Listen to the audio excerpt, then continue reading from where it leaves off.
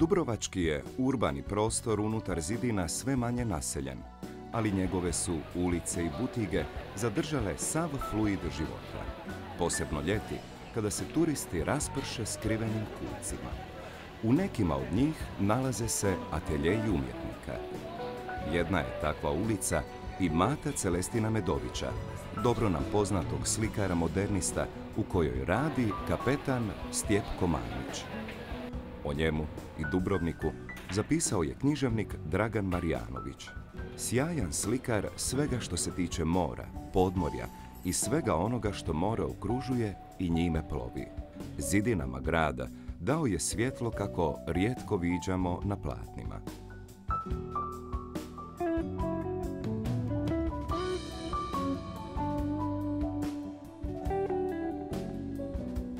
Kada je završio s pomorskim pozivom, vratio se i posvetio slikarstvu, u koje je bio zaljubljen od djetinjstva. Cijeli Lapad i cijeli grad je bio jedno veliko naše igralište. Tu je bilo puno i mjesta i puno đardina i zelenila i justo se znalo kad je stađon zapenja se na Koščelu, kad se beru na rančini po tuđim đardinima.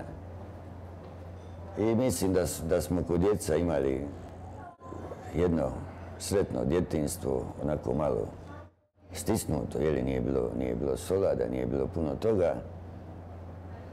I žalosno je kad vidim da se vizure toga grada mijenjaju, da se sve to prenatrpava. Evo sad je ovo zadnje sa ribnjacima, jer tu smo kod djeca se igrali i dolazili smo loviti jegulje kad je bila kiša velika i plima i sad se to sve pomalo uništava, sve to pomalo nestaje.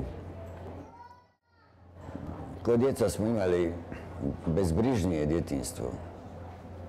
Gdje si god skoči u more, mogu si se kupati, nije bilo toliko ni baraka, ni auta, ni stranaca, ni gužve, što je nama kovenjalo. A danas je sve i ubrzano, i pregužvano, i jednostavno nema se više ni mjesta za disat, a kamoli za igrat. Ima mnogo slikara koji nemaju formalno slikarsko obrazovanje, ali su radom i vlastitim idejama razvili osobni likovni izraz. Ivo Dulčić, Milovan Stanić, Đuro Pulitika samo su neki od dubrovačkih umjetnika koji su napustili akademiju radi vlastite autorske slobode. U gradu naravno kao Stjepko ima dosta amatera koji se zdušno bore sa tim problemom, a naravno da ih treba i pohvaliti jer u ovom gradu, a i svuđe okolo ima puno osa koje znaju ubost dobro, pa zato i naravno o njima treba govoriti lijepo. U trenutku kad smo počeli se družiti, on je bio pun priče, bio je vickast, znao je pričati anegdote i tako je i mene uvukao u mnoge pričice i danas zajedno pričamo on i ja. Pa to je krenulo od najranijega djetinjstva, uvijek se nešto crtao. Dok su druga djeca igrala na balune i na frnje, ja bi to, ako nije bilo papira i olovke, onda na betonu. Naći bokom krede ili bokom klećinara iza zida. Tako je se to nastavilo u skuli. Sve su mi zadaće i knjige bile išarane sa tim mojim nekim fantastičnim ribama, barkama, brodovima, cvjetovima. To je bila jedna, tako reći, nesvjesnost. Ruka je sama to nešto crtala. Danas mi je žao što masu toga nema, jer bilo bi ovako se lijepo vidjeti i prisjetiti. Slijedom događaja, brat koji je stariji pomorac, poveo me na kružno putovanje, a onda mi se svidilo i tako umjesto na likovnu akademiju, ja sam pošao u pomorsku školu, ali cijeli život je to u meni i uvijek cijeli život sam radio, ali evo tek sada imam pravoga vremena za slikati. Stjepko Mamić je jedan poseban gospar. Njegova vokacija je pomorac, imao je prigodu putovati, vidjeti puno toga i naravno čovjek koji dosta zna onako, dođe do jedne samosvijesti da se pokuša i sam nešto činiti. I on je napravio jedan vrlo zanimljiv svijet. On se nekome može sviđati ili ne. Međutim, to je jedno likovno stvaranje sa jednim baš osobnim pečatom. Krenuo je od njemu bliskih stvari, od mora, od riba i tako, i pokazuje ih svim svojim oblicima, bojama, nekad izuzetno začudnim. Zaista, umjetniku je nužno pronaći svoju likovnu osobnost, pronaći sebe u onome što radi. Stjepko Mamić se do sada kretao u različitim smjerovima. Istraživao je granice svoje sposobnosti da se likovno izrazi. Tijekom posljednjih nekoliko godina intenzivnog rada nastao je veliki broj njegovih slika. O tome svjedoče raznorodni motivi, od mora i pomorstva za koje je oduvijek vezan, do cvijeća, riba, veduta Dubrovnika. Ono što je bitno naglasiti jest to da svaki medij ima svoje zakonitosti. Primjerice, kada promatrate grafiku, ona ima naprosto mnogo tvrđi, izravni odnos prema boji, za razliku od slikarstva koje je, tako reći, fluidno. Dakle, ono počiva na fluidnosti valera, na jednoj prilaznosti tonova, dok kiparstvo u prvi plan stavlja volumen. Vi ćete često naći dobroga kipara koji može samo jednim potezom olovke, i to bez sjenčenja, stvoriti volumen. I to je jedna kvaliteta koju treba prepoznati, dok se recimo velikom broju slikara može dogoditi, i to se događa puno češće nego što mi to mislimo, da naprosto ne poznaje osnovnu datost i zakonitost boje. I tu se rađaju greške, i tu se rađaju slikarski problemi, i naprosto o tome treba voditi računa. Odabravši upravo slikarstvo kao medij vlastitog izričaja, Mamić se opredijelio za suvereni izraz bojom. To je ujedno i najteži put. U bogatstvu koje boja pruža potrebno je pronaći pravu mjeru. S druge strane, pristup boji slikara kolorista drugačiji je od onoga tonskog slikara. Stjepko Mamić je nesumnjivo kolorist. U raznovrsnosti motiva nekoliko vrlo neobičnih privlači nam pažnju. To je, na primjer, veduta grada sa Svetim Ivanom u lijevom dijelu slike. Kula je rađena usitnjenim potezima i crvenim koloritom u kontrastu s tamnim valerima ostatka prizora. Tu je i noćni ribolov na starinski način. Na pramcu stare barke na vesla feral osvjetljava more. Iz te se točke zraka svjetlosti širi, formirajući fokus slike kao na kakvom noćnom prizoru Georgesa de la Toura. Pogled na ribarsku mrežu iz morske dubine daje nam sasvim novu perspektivu kakvu ne nalazimo u radovima drugih dubrovačkih umjetnika. Vrlo razrađen motiv i deskriptivan prikaz gotovo nas uranjaju u more ove Stjepkove slike. Kad se govori o motivu jednog slikara, to je zapravo bingo. Tako svi mi mučimo se da ga pronađemo, da po njemu budemo poznati. Tako je i naš Stjepko pronašao jedan motiv, po mome vrlo indikativan, a to je riba. A on je bio i pomorac, pa je vazda mogao vidjeti razne vrste riba i tako ih i slika. Književnik Dragan Marijanović o Stjepkovom je slikarstvu napisao sljedeće. Duh Mediterana i dah Dubrovačkog akvatorija, čarolija riblje igre, sjajna igra svjetla oko prastarih zidina, tanka nit između realizma i impresije, prekrasni kolorit i vedrina osnovnim su značajkama ovog neobičnog umjetnika. Fascinaciju morskim svijetom Stjepko je izrazio velikim brojem slika. Među njima motiv ribe sampjera, šampjera ili kovača čest je u njegovom opusu. Ta plemenitost te ribe, recimo, ljude osvježava. Pogledaju je pa vide da je smiješna i draga i jednostavno kažu, kad vidim ovu sliku, onda osjećam se bolje, nekako koliko da se napunim nekom pozitivnom energijom. Ribe su jedna neiscrpna tema, jedna bitna stvar.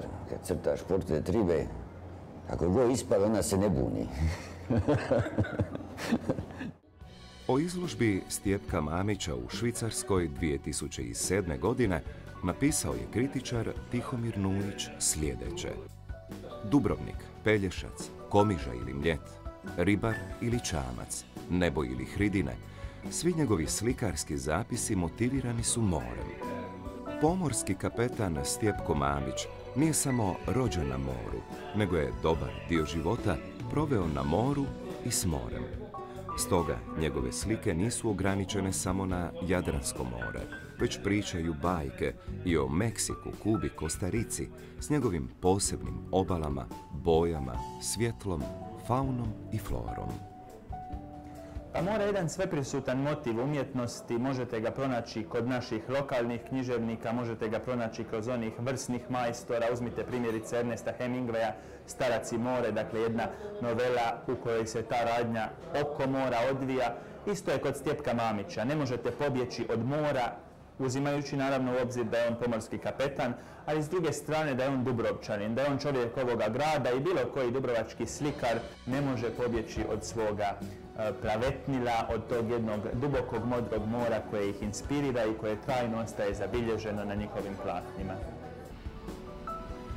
Poetika ovih slika je najljepši vidik kojim se grle more, obale, horizonti, sunčane plaže, lađe, svjetionici, brodovi, valovi, sva morska dubina i njezin čudesni svijet ljepote i beskraja. Zato su ove Mamićeve slike ljekovite kao bilje mediteransko i opojne kao vino dalmatinsko, rekao je pjesnik Miro Petrović o Stjepkovoj samostalnoj izložbi u Sarajevu. Stjepko uvijek istražuje. Čita likovne monografije, razgovara s prijateljima i kolegama o umjetnosti i mnogim drugim temama. Stjepko uvijek ima stav o stvarima o kojima je razmišljao, čitao i u debatama oblikovao mišljenje. Teorija i praksa slikarstva ipak su dominantne u svakodnevnom razgovoru, a uz čašicu domaćeg likera od naranče, slikari i konkurenti samo su dobri prijatelji. Umjetnici su ljudi isto koji imaju jednu određenu taštinu i kroz stvaranje, kroz rad, oni se međusobno druže. U gradu postoji grupa autora koji baš lijepo žive. Svaki ima svoj nekakav likovni svijet, međutim sreću se na izložbama, prate se u razgovoru, pošto se i sama bavim u tom nekakvom kompromisu kulture i turizma. Meni je žao što je to kompromis jer bi moglo biti puno bolje, ali vidim da postoji, apsolutno postoji suživot između slikara koji su ušli formalnim obrazovanim i slikara koji su ušli onako što ja rečem nekakvom željom, motivom, jednom energijom, jednostavno potrebom da se izraze kroz likovno djelo. Stjepkov atelje je jedan od onih u kojima se svatko osjeća dobrodošao, pa prijatelji, kolege i mušterije rado navraćaju. On ih uvijek dočekuje s osmijehom i pričom, uz neizostavni arancin, rusulin ili ušećareni mjendul. Kako se tečno služi engleskim i španjolskim jezikom, nerijetko s turistima stupi u razgovor objašnjavajući pojedine slike. I naši strani ljudi lijepo reagiraju na moje slike jer su, prvenstveno ja bih sam za sebe rekao, ja sam kolorista, znači kolori su u prvome planu, a sve ono što vidiš, a lijepo je, a čuješ, a isto je lijepo, to ljude afektira, znači osjećaju se bolje. Neka dođu pa pitaju, a koliko treba za ovakvu sliku napraviti, onda ja kažem, treba 3 mjeseca ili što će mi sad govori koliko treba. Treba koliko treba. Treba prvo imati ideju, pa kad imaš ideju treba vremena da se realizira, pa počneš crtati, pa ti onda počnu dolaziti, pa pitaju, pa dođu prijatelji, pa te prekinu, pa sjedneš s njima malo popričat, popit kakav dekut i tako. Znači, treba koliko treba. Nikad se ne zna. Umjetnik uvijek traga za inspiracijom da nadopuni vizualni fundus kojeg s vremenom potroši. Stjepko šeće gradskim ulicama u potrazi za motivom kakve lijepe vizure. Može ju se pronaći na Stradunu, u ulicama ispod Minčete ili u portu. Tamo Stjepko promatra izvađene barke, koje, baš poput slika, dolaze na popravak kada ih sustigne vrijeme. Za njega predstavljaju hvale vrijedan i srcu blizak motiv koji će preko skice uskoro postati nova slika.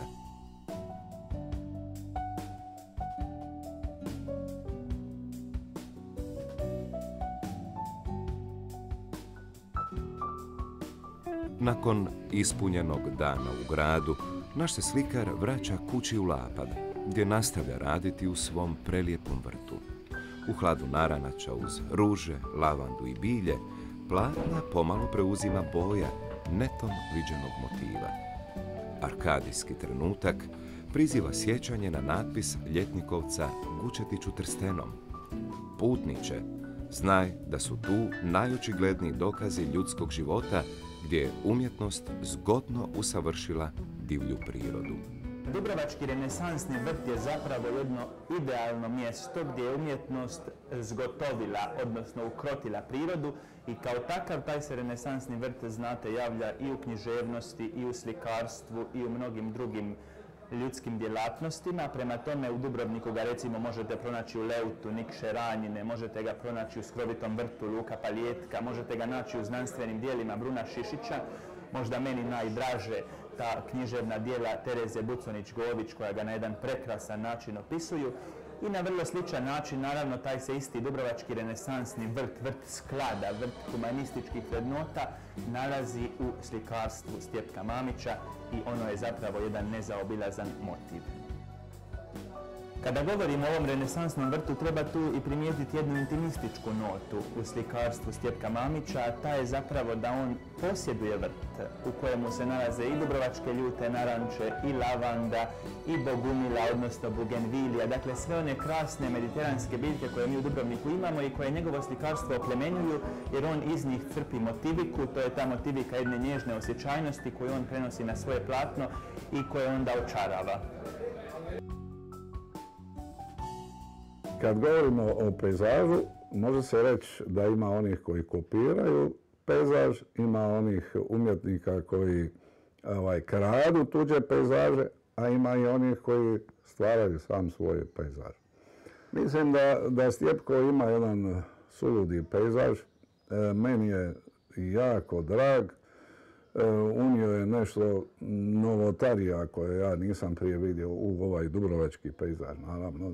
I on je jedan od onih koji su obilježili ovaj trenutak danas u našem gradu i mislim da svojim radom je dosta napredovao i iznenadio sve nas.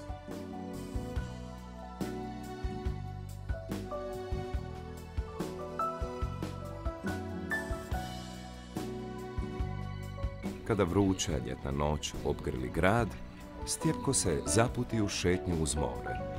Poneka barka izlazi u ribolov, poneka se vezuje o mul sa cjelodnevnim kupačima.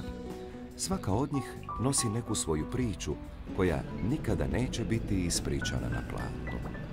Dok se usamljene barke nastavljaju ljuljati, Stjepkove će nas morske priče svojim optimizmom, ljubkošću i lepršavošću nastavljati oplemenjivati u danima zime.